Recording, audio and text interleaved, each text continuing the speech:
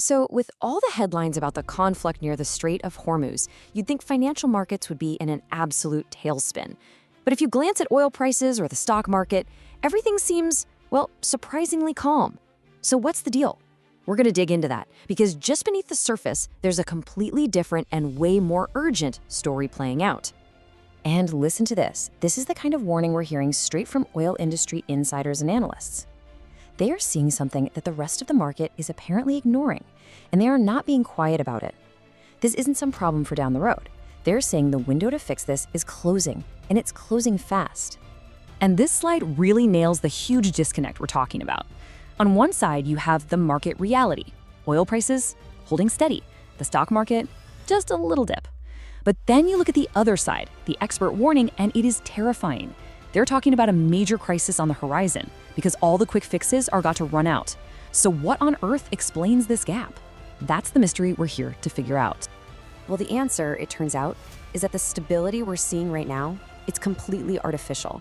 It's been bought and paid for with emergency measures, and those measures are on a very, very tight deadline. Okay, so right now we're in this weirdly calm phase.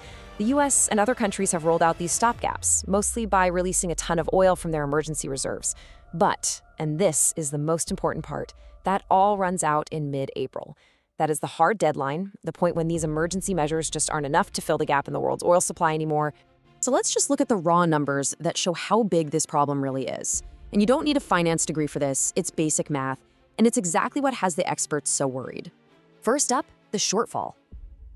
The shutdown of the Strait of Hormuz has yanked a staggering 20 million barrels of oil from the global market. Not in total, every single day. That is just a massive hole to try and fill. Now, here's the solution they came up with. To deal with that shortfall, the US and its allies approved the biggest ever release from their strategic oil reserves. We're talking 400 million barrels. It's a huge, unprecedented move to keep the lights on, so to speak, for the global economy. 400 million barrels? I mean, that sounds like a ton of oil, right? But when you're losing 20 million barrels every single day, the really critical question is, how long does that actually buy you? And the math here is almost shockingly simple. This is what's keeping the experts up at night. You take the 400 million barrels they released, and you divide it by the 20 million barrels the world is short each day. The answer? 20 days. That's it. The biggest emergency oil release in history buys the world less than 3 weeks of time. Oh, and if that wasn't bad enough, there's another huge problem. On top of the blocked strait, attacks on energy facilities have knocked another 10 million barrels a day of production offline.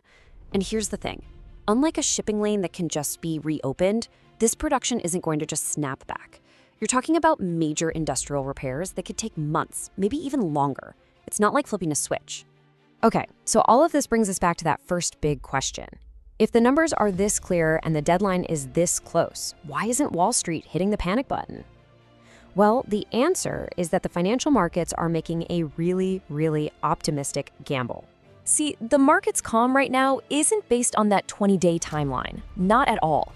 It's based on a bet that one of these best-case scenarios is going to happen before that clock runs out.